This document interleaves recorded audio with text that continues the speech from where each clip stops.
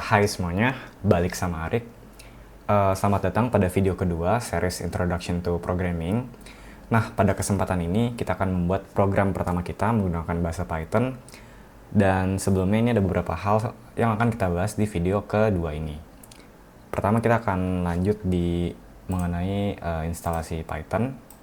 Lalu ada pembahasan sedikit ya mengenai text editor dan IDE. Lalu kita coba create program pertama kita, dan kita sambil pelajari juga variabel dan tipe data pada Python, serta arithmetic operator apa yang digunakan pada Python. Oke, tanpa basa-basi lagi, langsung aja kita mulai. Untuk instalasi Python, kalian bisa klik link yang ada di sini. Nanti linknya akan kutaruh di video description. Di situ kalian tinggal download aja sebenarnya ya Pythonnya, dan ketika instalasi Python kalian lakukan, itu aku saranin kalian tambahin Python ke path atau environment variable. Tujuannya biar apa? Tujuannya biar kalian bisa mengakses komen-komen Python via terminal ya, atau command prompt kalau di Windows. Nah, ketika Python ini udah sukses diinstal dan sukses ditambahkan ke path, kalian bisa ketik Python -- version di command prompt untuk cek versi Python kalian.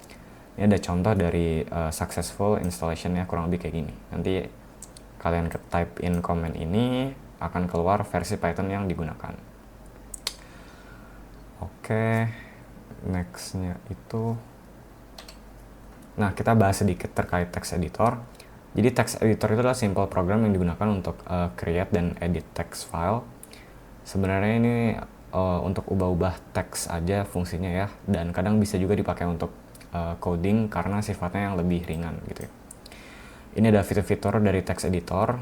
Dia ada ya basic text editing, syntax highlighting. Terus ini ada contoh dari text editor yang sering digunakan ya. Ada Sublime, Atom, VS Code atau Visual Studio Code. Terus ini ada IDE atau Integrated Development Environment. Nah, IDE itu adalah software yang komprehensif yang digunakan untuk melakukan software development ya. Jadi dia menyediakan banyak tools yang diperlukan untuk software development. Tools atau fiturnya itu meliputi code completion, refactoring, ada syntax highlighting juga. Terus ada debugger, ini dipakai untuk kalian cari bug ya di project-project yang besar yang udah cukup kompleks nanti. Lalu ada integrated build tools, ada compiler dan interpreter. Jadi biasanya di IDE itu dia compiler atau interpreternya terinstall juga di workspace yang kalian gunakan. Jadi nanti kalian harus make sure apa yang ada di IDE sama apa yang ada di lokal komputer kalian itu versionnya sama ya. Misalkan kalian menjalankan Java gitu ya, kalian make sure JRE yang dipakai di IDE dan di lokal tuh sama gitu ya. Lalu ada version control integration, atau ini biasanya integrasi ke Git atau version control system yang lain. Jadi kalian bisa melakukan push, commit, atau merge dan resolving conflict di IDE. Project management tools, dan ada juga terminal dan command line. Nah, ini ada contoh IDE, ada PyCharm, ini IDE yang dedicated untuk project Python. Ada Visual Studio, ada Eclipse, dan ada IntelliJ IDEA. Next, ini ada perbandingan aja sih, kapan sih sebaiknya kita pakai text editor atau IDE. Tapi kalau dari pengalamanku pribadi, sebenarnya text editor ini cocok dipakai untuk belajar ya. Kenapa? Karena sifatnya ringan dan kita bisa langsung fokus ke source code yang kita buat aja gitu. Berbeda dengan IDE ini biasanya cocoknya dipakai kalau kalian mau create project yang besar ya, menggunakan programming language tertentu. Dan kalau dipakai untuk belajar ini sebenarnya mungkin agak-agak sulit untuk pemula ya. Karena biasanya ketika kita create project di IDE, itu yang terbuat tidak hanya source code aja, tapi ada dokumen, ada file-file lain ya, seperti contohnya build tools. Ini biasanya kalau di project-project bisa pakai Gradle atau Maven gitu ya. Kalau kalian pernah dengar istilah kayak gini, Gradle. Lalu selain build tools dan source code, dia biasanya juga ada testing modulnya juga. Biasanya pakai JUnit atau pakai Selenium, macam-macam ya, tergantung mau ngetes apa. Intinya, dan ini biasanya cenderung lebih berat juga ya dipakai gitu ya, dan fiturnya lebih banyak. Jadi untuk belajar yang singkat-singkat, bikin simple script atau program sederhana, aku saranin pakai text editor. Tapi kalau kalian mau create project yang besar ya, aku saranin pakai IDE karena jauh lebih mudah di IDE kalau projectnya besar. Next, nah untuk series ini kita akan menggunakan Visual Studio Code. VS Code ini bisa disebut sebagai salah satu text editor yang cukup powerful ya, atau bahkan mungkin bisa berperan sebagai IDE juga ya, kalau kalian install extension yang diperlukan ya. Untuk instalasinya bisa kalian akses di link yang ada di sini. Nanti mungkin linknya aku taruh juga di deskripsi, kalian bisa akses di description video. Kalau saat instalasi itu biasanya dibiarin ke default aja, kecuali kalian ada pilihan kayak gini ya, add to path. Ini aku saranin kalian add to path ya, supaya kalian bisa akses juga komen-komen si VS Code dari terminal kalian gitu ya. Nah, kalau kalian udah sukses install dan sukses add to path juga, nanti kalian bisa type in komen kayak gini ya, code -- version. Nah, di komen ini itu nanti kalian akan muncul versi VS Code yang kalian pakai gitu ya. Oke, nextnya tanpa basa-basi lagi, kita langsung aja create program pertama kita. Nah, ini adalah tampilan dari VS Code kalau kalian sudah menginstal. Kebetulan di sini aku udah create programnya ya. Mungkin kalau kalian mau coba create dari awal, kalian bisa klik ke file yang ada di sini nih. Kalian create new file, atau kalian juga langsung Ctrl N juga bisa gitu ya. Nah, nanti kalian biasanya akan muncul drop down kayak gini ya. Kalian ditanya kalian mau bikin file apa gitu ya. Di sini karena kita belajar Python, kita pilihnya yang Python file aja. Oke, biasanya yang aku lakuin pertama itu adalah save file terlebih dahulu. Let's say kita namain first program. Save.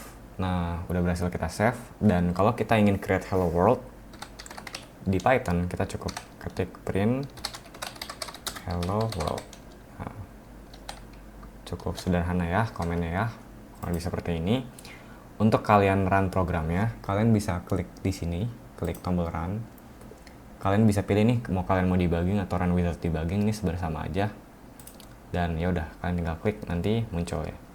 Kalau muncul drop down untuk pilih Python debugger, kalian pilih yang Python debugger aja ya, karena kalian ngejalanin program Python. Outputnya nanti akan ditampilkan di konsol atau terminal, dan ini hasil dari program kita yang pertama, yaitu hello world. Kalian boleh nonton video ini sambil cobain langsung ya, sambil praktek biar bisa ikutin. Oke, kita udah create pertama hello world kita. Oke, nextnya kita masuk ke konsep pertama yang ada di Python, itu ada variable. Variable itu adalah kontainer yang digunakan untuk menyimpan data value ya, atau value pada data. Ini ada beberapa aturan yang digunakan dalam variable pada Python. Yang pertama itu, variable itu harus dimulai dari huruf atau underscore. Jadi variable itu tidak boleh dimulai dari angka ya, harus huruf, dan kalau seandainya mau simbol itu harus underscore, nggak boleh simbol yang lain. Kemudian variable name can only contain alphanumeric character and underscore.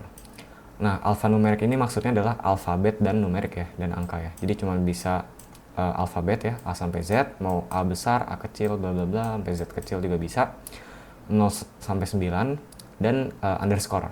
Jadi kita nggak bisa pakai simbol, let's say kayak tanda seru atau tanda tanya di variable pada Python. Nextnya variable itu adalah case sensitive. Case sensitive ini artinya dia peka terhadap huruf besar dan huruf kecil ya. Jadi di sini ada contohnya.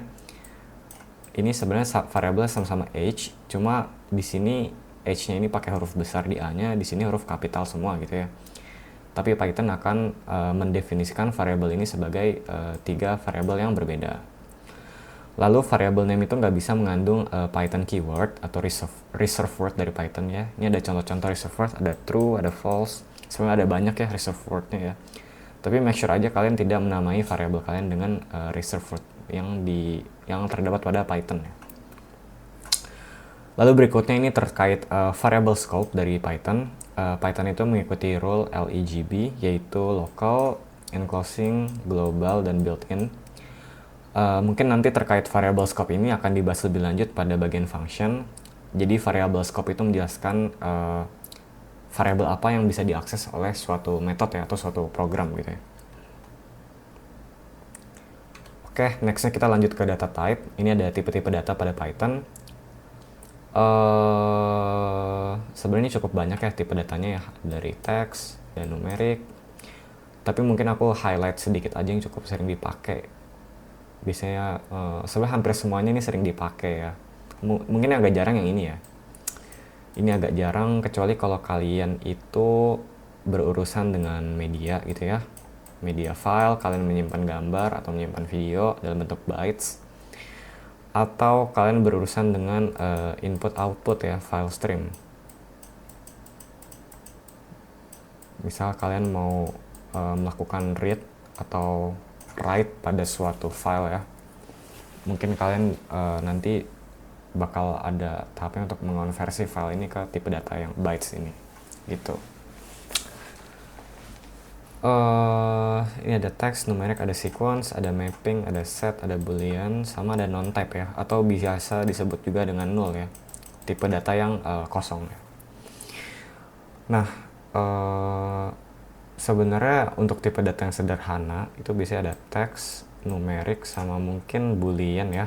Kalau untuk sequence, mapping, sama set ini nanti kita bahas nanti aja ya, ini cukup kompleks soalnya. Kalian pahami yang dasar-dasarnya banget, itu bisa ada teks, numerik, sama boolean. Kita lanjut. Pertama ke text type ya, atau string, str, stands for string. Jadi string itu adalah sequence of character enclosed within single, double, atau triple quotes. Jadi ini karakter untuk ya teks normal ya, kayak biasa ya. Kemudian ada numeric types, itu di Python ada 3, ada integer, float, sama complex ya. Integer ini untuk bilangan bulat, baik itu bilangan bulat positif atau negatif tanpa desimal. Lalu untuk float ini mewakili bilangan desimal atau bilangan dalam bentuk pangkat gitu ya. Mungkin contoh integer itu kayak 3 atau misalkan let's say min 5 gitu ya. Kalau float itu contohnya misalkan 2.0 atau min 1,1 gitu.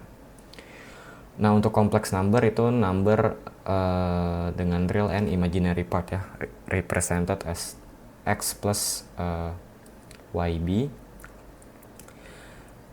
Sebenarnya complex number ini agak jarang dipakai kecuali kalian bikin program menggunakan equation yang pakai complex number ya. Mungkin di fisika-fisika itu kepake ya complex number ya. Setauku untuk ngitung propagasi sinyal sama fisika kuantum ya, kayaknya ada rumus-rumus yang kalau aku lihat sekilas tuh dia pakai complex number. Kalau kalian bikin program terkait itu mungkin dipakai, tapi real case ini agak jarang dipakai sih sebenarnya. Gitu. Kemudian ada boolean type. Ini merepresentasikan true or false ya. Biasanya nanti kepake di if statement ya, atau logical expression. Oke, mungkin sebelum masuk ke casting nih aku kasih gambaran sedikit ya terkait data types. Sini aku udah coba siapin. Sorry. Oke. Untuk data type itu, nah ini ada beberapa contoh ya. Pertama mungkin kita bahas dari string dulu. String itu bisa deklarasikan dalam beberapa bentuk. Pertama itu kita bisa pakai double quotes, atau kita bisa juga pakai single quotes kayak gini, atau kalau kita ingin buat multi line kita bisa pakai triple double quotes atau triple single quotes. Nah di sini kita assign text string ke variabel yang namanya name, dan kita coba cek tipe datanya dari variabel name ini tuh apa gitu ya, pakai function yang namanya type. Oke, kita coba print outputnya. Nanti kita akan tahu tipe data name apa, output dari name apa, dan output dari variabel si multiline 2 ini apa ya.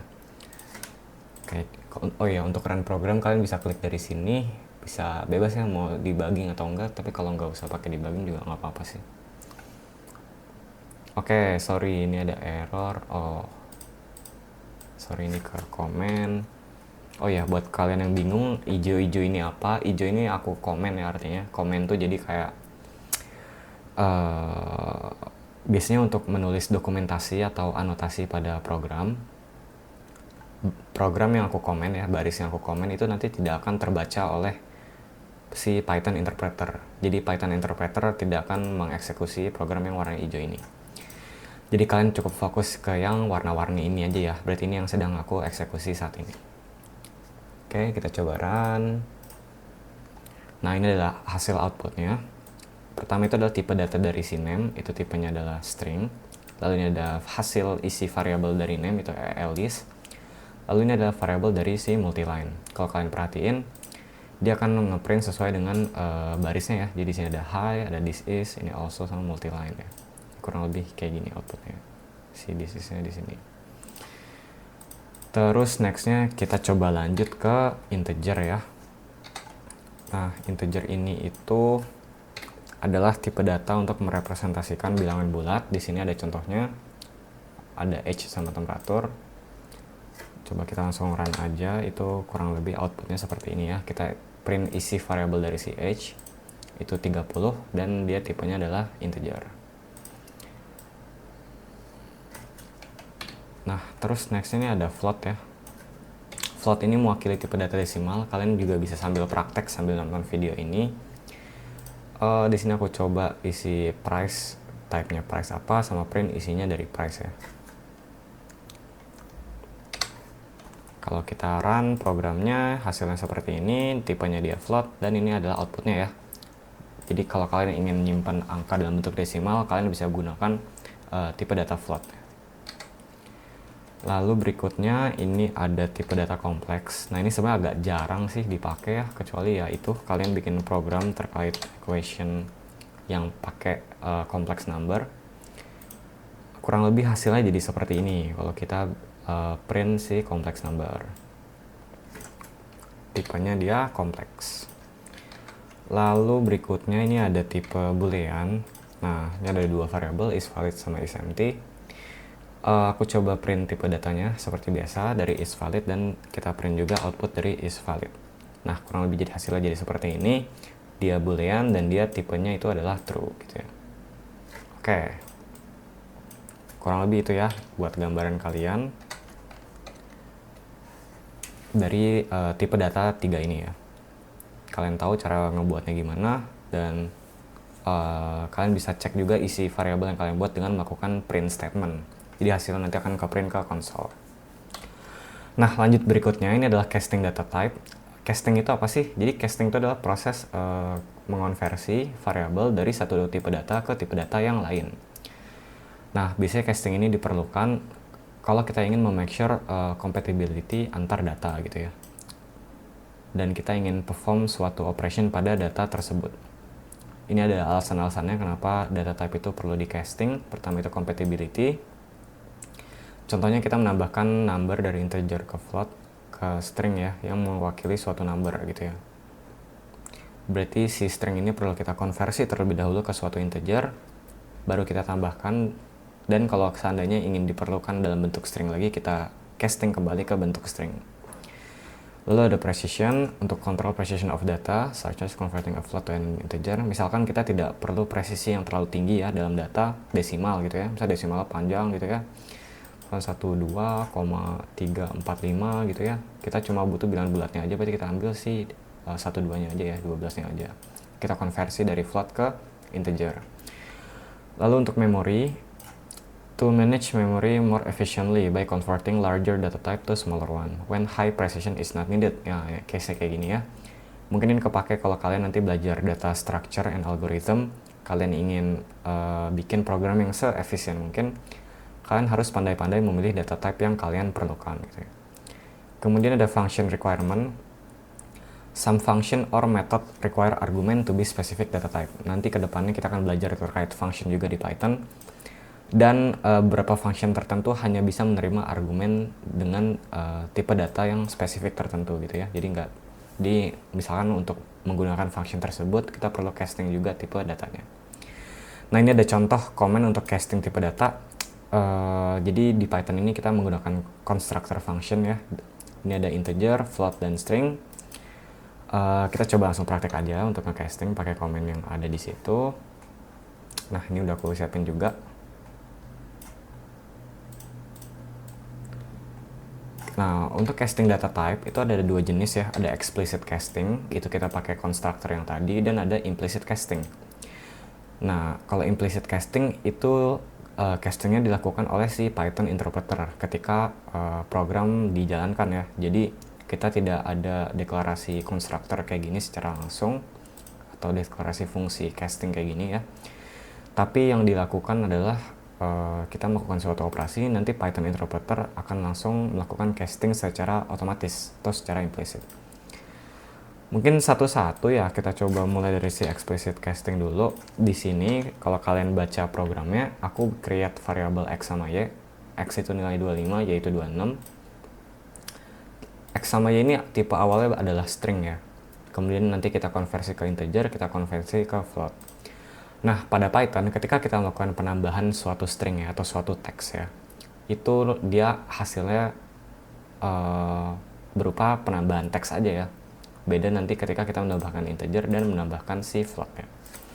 Mungkin biar kebayang, kita langsung run aja programnya. Nah, ini hasilnya.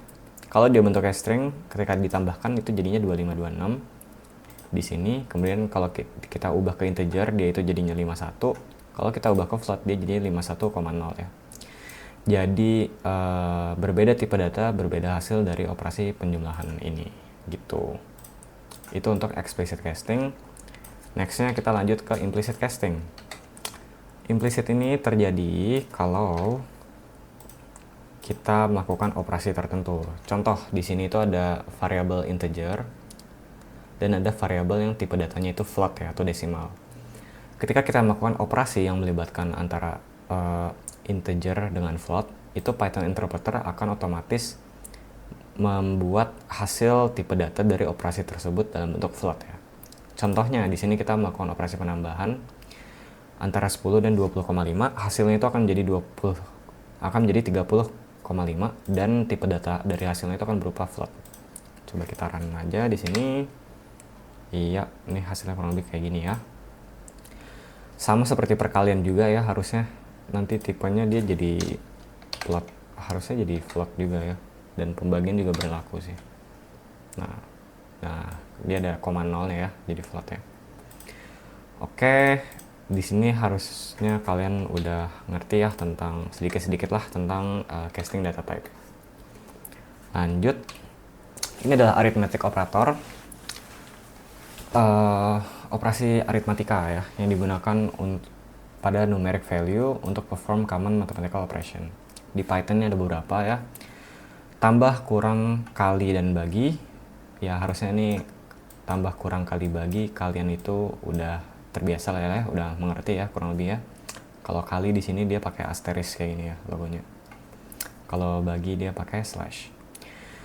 Kemudian di sini itu ada modulus atau modulo. Nah, buat kalian yang baru dengar istilah modulo itu artinya adalah sisa bagi ya, atau reminder kalau bahasa Inggrisnya. Modulo, sisa bagi. Lalu ini adalah pangkatan ya, exponentiation, dan ada floor division. Floor division itu adalah operasi untuk membagi, kemudian membulatkan angka yang dibagi itu ke bawah ya, ke floor ya. Mungkin ini ada contohnya ya untuk modulo sama floor division, in case kalian baru dengar istilahnya.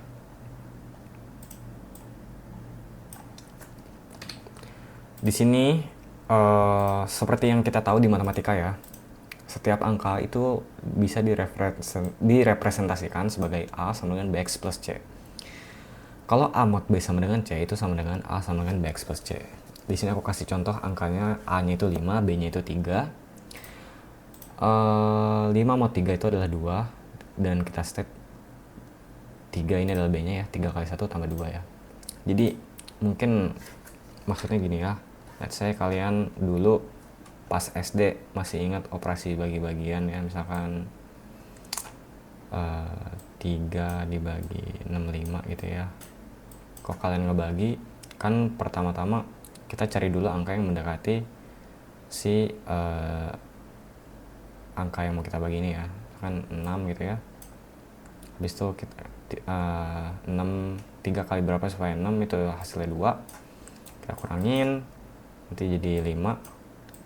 Terus, nah kita cari angka yang mendekati si 5. Berarti adalah 3 angkanya kan. Kita kurang lagi, sisanya adalah 2. Ini kita bagi, itu hasilnya adalah 1.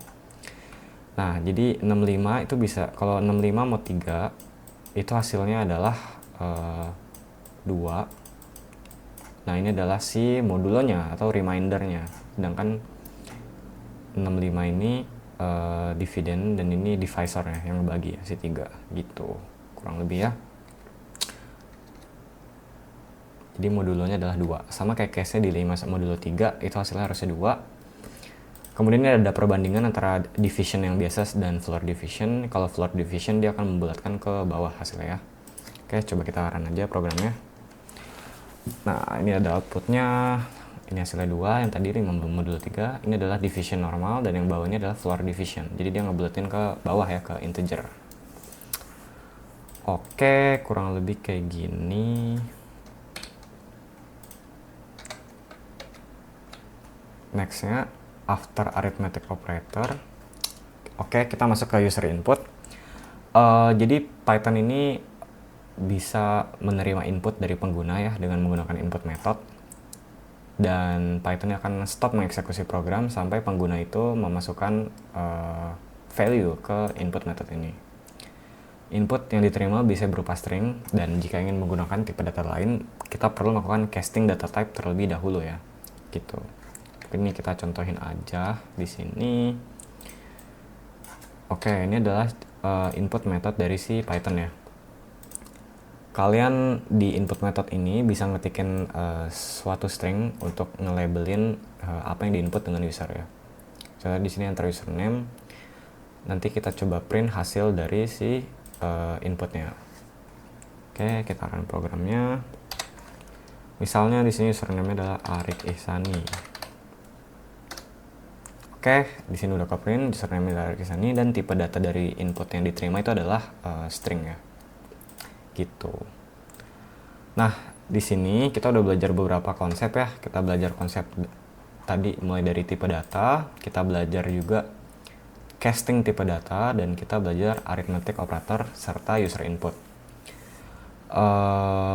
Dari beberapa hal yang kita pelajari ini, sebenarnya kita bisa membuat program sederhana ya untuk mengaplikasikan konsep yang udah kita pelajari.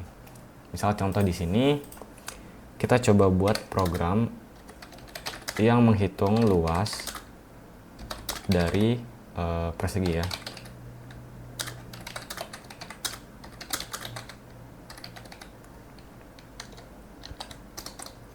Nah, gimana sih cara kita buatnya? Let's say pertama-tama kita harus terima input dulu dari user ya. Misalkan input dari user berupa panjang sisi dari user. Di sini misal kita create inputnya apa.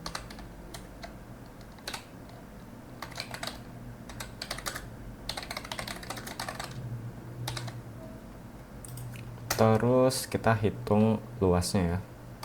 Luasnya itu adalah sisi kuadrat. Berarti, nah, tapi kalau kalian ingat di barusan yang tadi, input itu kan dia tipenya string ya. Dan untuk kita melakukan arithmetic operation, kita harus konversi dari tipe string tadi ke tipe yang numerik. Jadi kita bisa menggunakan float atau integer untuk melakukan casting ya. Let's say di sini aku pakai float aja karena anggap aja usernya bisa pakai desimal atau apa gitu ya. Kalian juga boleh pakai integer mungkin kalau mau sederhana ya. Terus kita coba pangkatin 2. Nah, kalian print dari hasilnya ya. Sekarang di sini kita print luas persegi tersebut adalah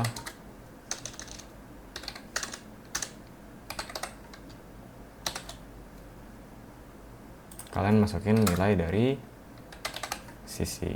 Nah, kurang lebih kayak gini ya. Coba kita run programnya. Nah, kita pakai Python debugger. Bisa kita masukin 7 panjangnya, enter.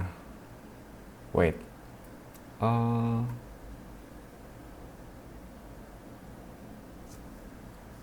Sorry, aku salah. Harusnya yang kita masukin bukan panjang sisinya dong di sini. Kita masukin si luasnya. Coba kita run lagi. Kalian boleh sambil praktik juga. Oke, di sini hasilnya udah kelihatan ya. Kita masukin 49, luasnya adalah 49. Nah, ini adalah contoh program sederhana yang berhasil menggabungkan konsep-konsep dari kalian yang pelajari sebelumnya ya. Di sini ada user inputnya, di sini ada casting data type-nya. Kalian ngerti gimana cara casting, dan di sini ada arithmetic operation-nya juga. Aku di sini pakai pangkat. Kalian juga bisa pakai kali ya. Misal kalian mau kali aja dua-duanya gitu ya. Float. Ya sebenarnya banyak caranya sih. Ini seharusnya sama aja. Misalkan di sini 7. Nah, ya sama aja lah. Terserah kalian ya. Oke, itu kurang lebih contohnya, contoh exercise-nya. Dan sekaligus hands on juga tadi dari arithmetic. Nah, ini aku punya PR buat kalian, atau kalian mau coba latihan. Coba kalian bikin program yang bisa menghitung luas dari lingkaran berdasarkan input dari user. Nah, inputnya itu adalah radius dari lingkarannya, dan outputnya adalah luas area dari lingkarannya. Nah, coba kalian create programnya. Kalian boleh tulis di komen, nanti akan ku lihat ya hasil codingan dari kalian. Dan aku review juga kira-kira yang bagus tuh programnya seperti apa. Oke, that's it untuk hari ini. Thank you banget udah nonton videonya. Kalau kalian ada yang dibingungin atau ada yang mau ditanyain, kalian boleh tanya langsung aja di komen. Nanti akan ku coba jawab pertanyaan kalian. Thank you banget udah nonton video ini sampai habis. Kalau kalian suka video ini, kalian boleh like, share, komen, dan subscribe. Dan sampai jumpa di video selanjutnya. Bye-bye.